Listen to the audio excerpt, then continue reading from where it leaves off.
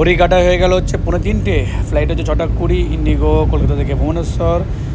অনেক আগে বেরিয়ে গেলাম কারণ এখন বলছে তাড়াতাড়ি যেতে, বাট গিয়ে দেখলাম যে তাড়াতাড়ি যাওয়া দরকার ছিল না, কারণ এয়ারপোর্ট একদম ছিল হচ্ছে খালি।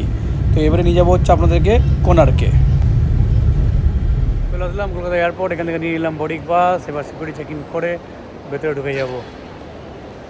এয়ারপোর্ট খালি, খুব একটা বেশি ভিড় নেই। 6E6717 गेट नम्बर দিয়ে দিয়েছে 25 থেকে ধরবো হচ্ছে ইন্ডিগোর ফ্লাইট।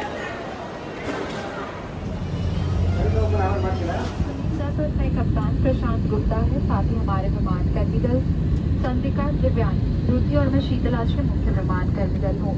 हम हिंदी और अंग्रेजी बोल सकते हैं और हम में से कुछ बंगाली भी बोल सकते हैं।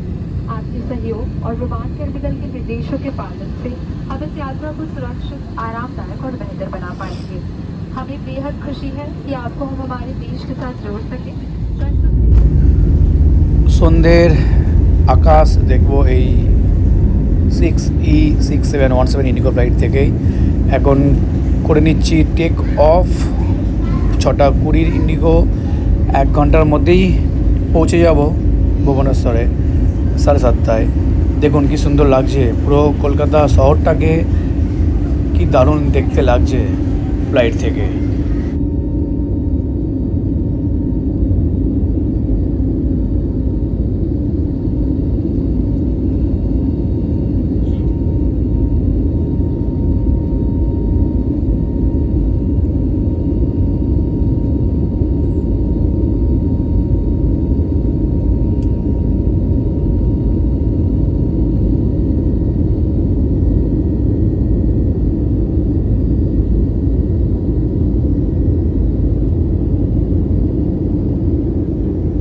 We welcome you to Bhubaneswar and request you to close the window shades and open the airways after the doors open. Thank you.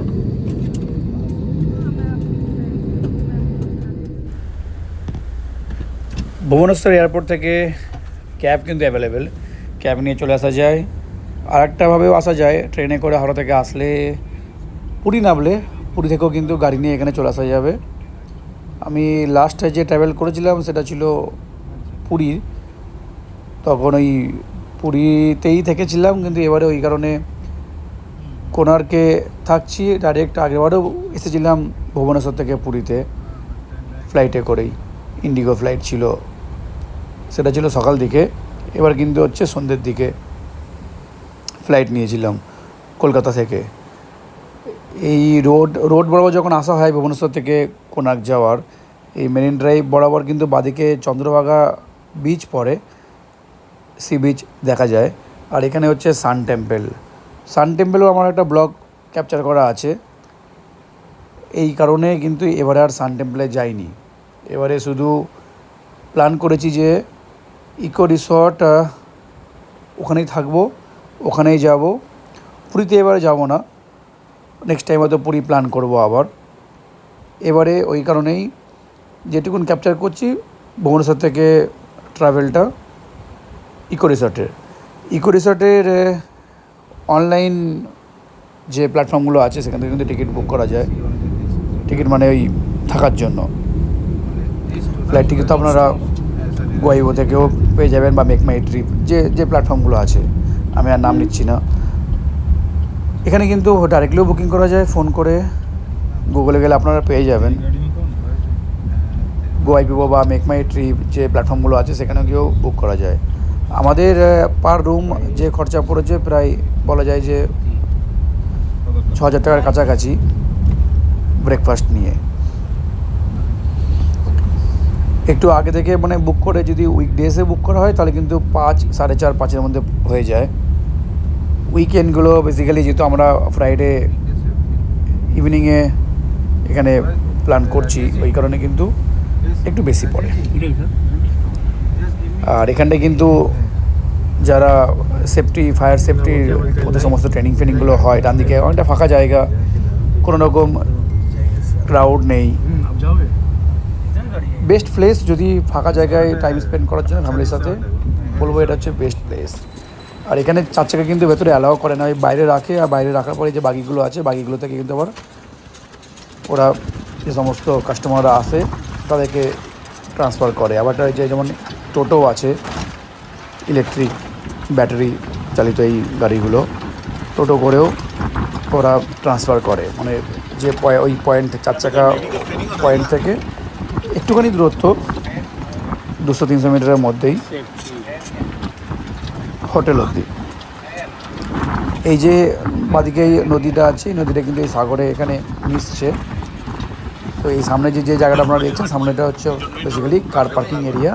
ওইখানেই আপনাদের নামতে হবে, গাড়ি ওখানেই ছাড়তে হবে। গাড়ি একদম কিন্তু রিসোর্টের ভেতরে ঢুকবে না, কারণ ভেতরে স্পেসও নেই ঢোকার।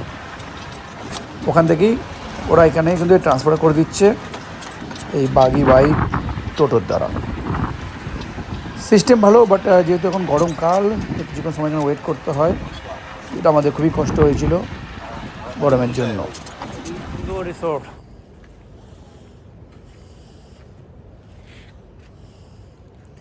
পুরো এই রিসর্টটা চারদিকে একবার ঘুরিয়ে দেখিয়ে দিই।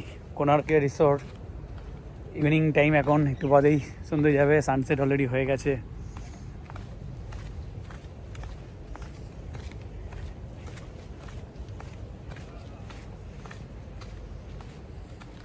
এবার আপনাদের পুরো জায়গাটা ঘুরিয়ে দেখাবো। সত্যি মানে রিসর্টের যে নামের সাথে কিন্তু পুরো একদম কিন্তু জাস্টিফাই ওরা করেছে, কারণ এত গাছপালা এই সি সাইডে পাওয়া কিন্তু খুব মুশকিল ব্যাপার। যদিও আশেপাশে জঙ্গল আছে, বাট এত সুন্দরভাবে সাজিয়েছে। সুইমিং পুলও আছে। সুইমিং পুলটা খুব বেশি বড় নয়, বাট যা ডেপথ একটু কম, কিন্তু সাফিসিয়েন্ট ফ্যামিলি নিয়ে নেওয়ার জন্য, সাফিসিয়েন্ট সুইমিং পুল। আর এই সামনে হচ্ছে রেস্টুরেন্ট, যেটা এই সমুদ্রের ভিউ দেখতে দেখতে কিন্তু এখানে খাওয়া দাওয়া করা যাবে। ভেতরে ওদের সকালে যে ব্রেকফাস্ট, তার জন্য কিন্তু আলাদা ভেতরে রেস্টুরেন্ট আছে। এটা হচ্ছে স্যাক টাইপ, মানে অনেকটা আপনাদের গোয়া না গেলে কিন্তু এখানে বসে যদি খাওয়া দাওয়া করেন, তাহলে কিন্তু গোয়া একটা ফিল দেবে। আর এই পাশে যে নদীটা দেখা যাচ্ছে, এই নদীটাই সাগরে মিলেছে। এই নদীটার নাম হচ্ছে কুশভদ্র নদী। তো এই কুশভদ্র নদীটা এই বে অফ বেঙ্গল, এই সাগরে এখানে মিলেছে। ওই কারণে কিন্তু এই জায়গাটা যে মানে সৌন্দর্যটাকে কিন্তু অনেকটাই বাড়িয়ে দিয়েছে নদী সাগরের এই মিলনস্থল। এখানে বসে খাওয়া দাওয়া করলে বা ঘুরলে, যেহেতু বাচ্চাদের আবার পার্কও আছে খেলাধুলা করার জন্য, খুব সুন্দরভাবে উইকেন্ড কাটানোর জন্য আমি বলবো যে শান্তশিষ্ট বেস্ট আইডিয়াল প্লেস। আমরা যে রুমটা নিয়েছি সেটা কিন্তু একটু সি সাইড ফেসিং নয়, একটু দূরে। এবার রুমটা দেখে নেব। কটেজ যেহেতু, এই কারণে ফ্যামিলি থাকার জন্য ঠিক আছে। একজন কিডস নিয়ে যা বেডের সাইজ আছে, মোটামুটি ছোট বাচ্চা নিয়ে 3 জন আরামসে হয়ে যাবে। সুন্দর সব কিছুই রেখে দিয়েছে ওরা, হ্যাঙ্গার থেকে টিভি, টি মেকার। এবং দেখুন, একটা ভালো জিনিস দেখলাম যে প্লাস্টিক কিন্তু ব্যবহার করিনি জলের জন্য। এ হলো ওয়াশরুম, যথেষ্ট সুন্দর, নিট অ্যান্ড ক্লিন, সমস্ত কিছুই আছে। গিজার থেকে আরম্ভ করে সাবান, শ্যাম্পু, সমস্ত কিছুই দেওয়া আছে। আমাদের খুব পছন্দ হয়েছে। আমার কটেজ 122, সন্ধ্যেবেলায় কি দারুণ লাগছে।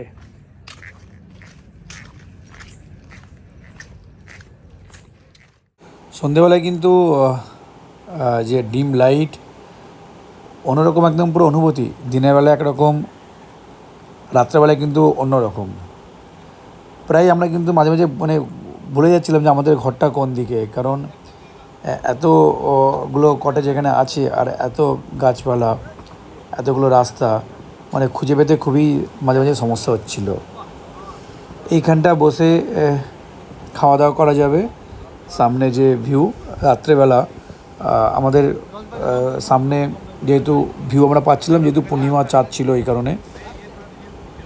অমাবস্যায় কিন্তু অতটা ভালো ভিউ আসবে না। তো বেস্ট হচ্ছে যে পূর্ণিমা রাতে যদি আসা যায়, তাহলে কিন্তু দারুণ লাগে, কারণ সামনে একদম পুরো চাঁদের আলো সমুদ্রে যে পড়ছে,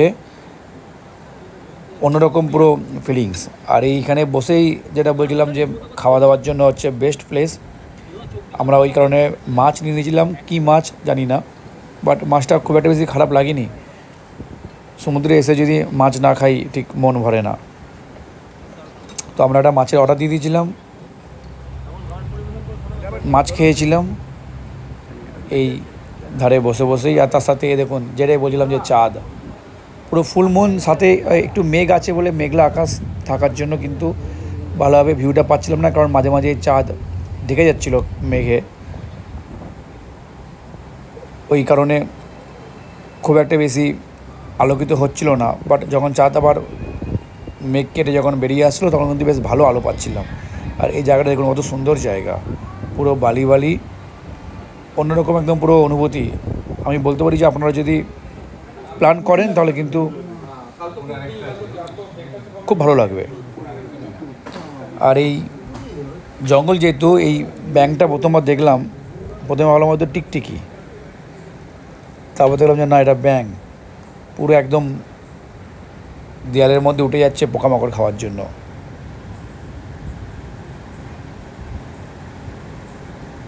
কি সুন্দর দেখতে ব্যাঙটাকে, চুপটি করে ব্যাঙটা আছে, পোকা ধরবে আর খাবে, তার জন্য শিকার করবে, শিকারের আশায় বসে আছে ব্যাঙটি।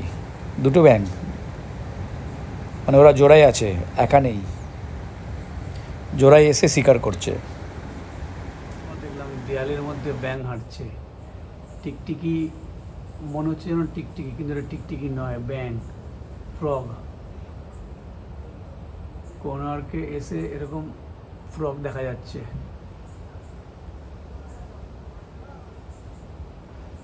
এটাই হচ্ছে রিসেপশন, দেখুন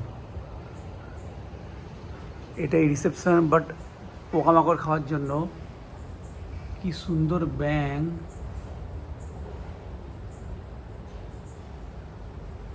দেয়ালের উপর উঠে গেছে।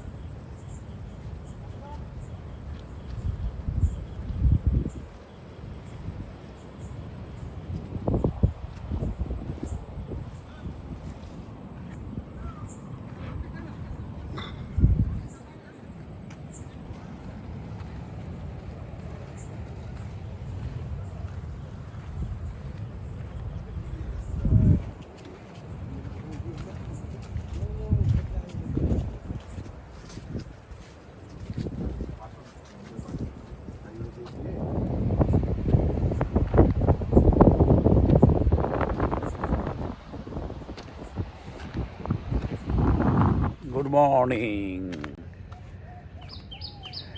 সকাল সকাল ঘুম থেকে উঠে গেলাম, 6টা বাজে। আর এবার একটু সামনে গিয়ে দেখে নিচ্ছি যে সি বিচটা ঠিক এই সকালবেলায় কেমন দেখতে লাগে। পাখির ডাক শোনা যাচ্ছে, সুন্দর পাখির ডাক শোনা যাচ্ছে। রেস্টুরেন্ট চালু, রান্নাবান্না চলছে, কারণ এই রিসোর্টে থাকলে বাইরে খাওয়া দাওয়ার করার কোনো অপশান নেই, দূরে যেতে হবে।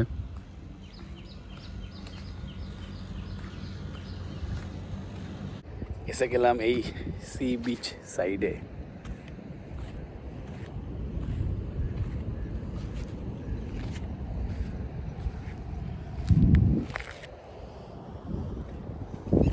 সকালবেলায় সূর্য কিন্তু অন্যরকমই লাগে। ইভিনিং টাইমে একরকম, সকালবেলায় হচ্ছে আরেক রকম। এবার এখানে আমরা দেখলাম যে চিংড়ি মাছ 4-5 জন মিলে এখানে কিন্তু মাছ ধরছে। এই যে কুসুমবাতুর যে নদী, সেই নদী থেকে কিন্তু মাছ ধরছে। একটা বড় বাস নিয়ে একটা বড়শি করে বেশ দারুণ সিস্টেম করে কিন্তু চিংড়ি মাছগুলোকে ধরছে। আবার এই কুসুমবাতুর নদীতে কিন্তু আবার জালও ফেলছে, জাল ফেলে মাছ ধরছে। দেখি কী মাছ পায়। মাছের তো নাম জানা খুব মুশকিল হয়ে যাবে, কারণ সি সাইডে বিভিন্ন ধরনের মাছ থাকে। কী মাছ ধরছে একবার সেগুলো দেখি। এখন কিন্তু জলের অতটা ফোর্স নেই, কারণ এখন চলছে ভাটা। ঝড়ের সময় কি হয়, এই জলটা সমুদ্র থেকে পুরো এই নদীতে পুরো চলে আসে, এবং এই যে বোল্ডারগুলো রাখা আছে, এই বোল্ডারগুলো কিন্তু পুরো জলে ভরে যায়। এখন যেহেতু ভাটা, ওই কারণেই মাছ ধরছে। 3 জনকে দেখলাম এখানে মাছ ধরছে, এবং ওই জাল ফেলে এবার জাল টানছে। দেখবো যে জালে কী মাছ ধরা পড়লো, কারণ এটা হচ্ছে নদী আর ওইদিকে হচ্ছে সমুদ্র, বঙ্গোপসাগর। তো ও যে জালটা ফেলেছে সেটা কিন্তু নদীতেই জালটা ফেলেছে, যে নদীটা মিশছে, সামনেই মিশছে, মানে সমুদ্রের সাথে ফুল একদম কানেক্ট। তো সামুদ্রিক মাছই হবে। কী মাছ ধরা পড়েছে একবার সেটাই দেখবো, কারণ চিংড়ি মাছ তো একজন আছেন, সেই চিংড়ি মাছগুলো ধরেছে, ধরে ও ওইদিকে চলে গেছে। ওর আবার ধরার কৌশলটা হচ্ছে অন্যরকম। আর এই যে যেটা বললাম, দেখুন কী সুন্দর লাফাচ্ছে একদম পুরো 1 2 3 4 5 6টা, 6টা তো মাছ দেখা যাচ্ছে। সাইড করে রেখে দিল, মানে আবার জাল ফেলবে। পুরো একদম লাফাচ্ছে, কিন্তু কী মাছ সেটা বুঝতে পারা যাচ্ছে না যে কী মাছ ধরা পড়লো। সামুদ্রিক মাছ বোঝা গেল, কিন্তু কী মাছ ধরা পড়লো সেটা বোঝা গেল না। মাছ দেখলাম। এবার কিন্তু এই সি বিচে দেখে নিচ্ছি কিন্তু কাঁকড়া। দেখুন কত সুন্দর কাঁকড়াগুলো ঘোরাঘুরি করছে, লাল কাঁকড়া। কারণ এই সি বিচে যেহেতু বাকিদের কোনো অ্যাক্সেস নেই, ওই কারণে ফাঁকা থাকে। কেউ দেখুন স্নানও করছে না। একমাত্র এই যে লোটাস যে ইকো রিসোর্ট যে হোটেল, তাদের গেস্টরা কিন্তু এখানে কিন্তু অ্যাক্সেস পায়। ওই কারণে এই যে সি বিচ, এই সি বিচে কিন্তু প্রচুর প্রচুর প্রচুর কাঁকড়া, ছোটো সাইজের কাঁকড়া দেখা যাচ্ছে। তো আমরা একবার এই সি বিচ লাইন বরাবর একবার সেই কাঁকড়াগুলোকে একবার দেখে নেব।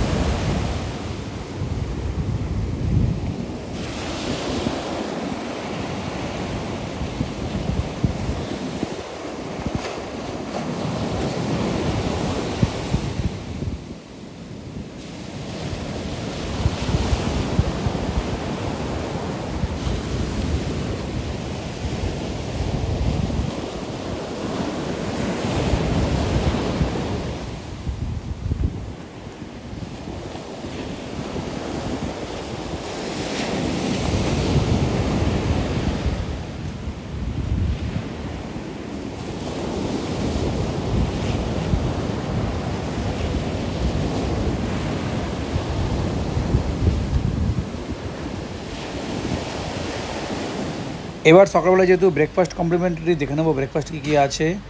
ব্রেকফাস্ট কিন্তু কর্নফ্লেক্স থেকে আরম্ভ করে ফ্রুট, সমস্ত রকম ফ্রুট আছে, ওয়াটারমেলন, লেমন, তারপরে অ্যাপেল, ইডলি, প্যানকেক, মানে বলা যেতে পারে যে একদম পুরো কমপ্লিট ব্রেকফাস্ট। সমস্ত কিছু আছে, বয়েলড এগ, ব্রেড, এবং এখানে দেখলাম যে একটা বিশেষত্ব, সেটা হচ্ছে খাজা। খাজা রেখেছে এই ব্রেকফাস্টে। 8টা থেকে চালু হয়, তো আমরা 8টার আগে যেহেতু এসে গেছি ওই কারণে এখনও সাজাচ্ছে গোজাচ্ছে। লাইভ কাউন্টারও আছে। তো এই ব্রেকফাস্ট করে আমরা এখান থেকে বেরিয়ে যাব। এই ইকো রিসর্ট থেকে বেরোনোর সময় কিন্তু এই যে চন্দ্রভাগা বিচ, সেটা হয়েই আবার চলে যাব হচ্ছে ভুবনেশ্বর। ভুবনেশ্বর থেকে হচ্ছে ফেরার হচ্ছে ফ্লাইট কলকাতার 12:50 ফ্লাইট, বাট 10 মিনিট প্রিপন করে নিয়েছে ফ্লাইটটা। ওই কারণে আমরা এখান থেকে হোটেল থেকে বেরোলাম প্রায় 10:45 নাগাদ। খুব বেশি সময় লাগে না, 1.5 ঘন্টা সময় লাগে, কারণ যেহেতু শনিবার রাস্তায় খুব একটা বেশি ট্রাফিক জ্যাম নেই। উইকেন্ডে যেহেতু বেশি মানুষজন এখানে আসে, স্যাটারডেও স্পেন্ড করে, ফ্রাইডেও কাটায়, তারপরে সানডে করে কেউ হয়তো রাত্রেবেলায় ফেরত যায়। আমরা ওই কারণে শনিবার দিনই ফেরত আসলাম এবং এখান থেকে বা সোজা বেরিয়ে যাচ্ছি হচ্ছে ভুবনেশ্বরের দিকে। এই ডান দিকে যে বিচ দেখা যাচ্ছে এটাই হচ্ছে চন্দ্রভাগা বিচ, এবং এর সামনে আছে হচ্ছে কোনার্ক টেম্পল, সান টেম্পল। এখানে দেখুন বাস পার্কিং, কত বাস দাঁড়িয়ে আছে, কারণ অনেক দূর দূর থেকে বাসগুলো চলে আসে। আর বড় বড় বোর্ডে লেখা আছে ওয়েলকাম টু কোনার্ক। আবার স্বাগতম করা হচ্ছে, আবার নেক্সট টাইমে আসবো। তো এখন বেরিয়ে যাই এয়ারপোর্টের দিকে, কারণ ধরতে হবে হচ্ছে ইন্ডিগোর ফ্লাইট।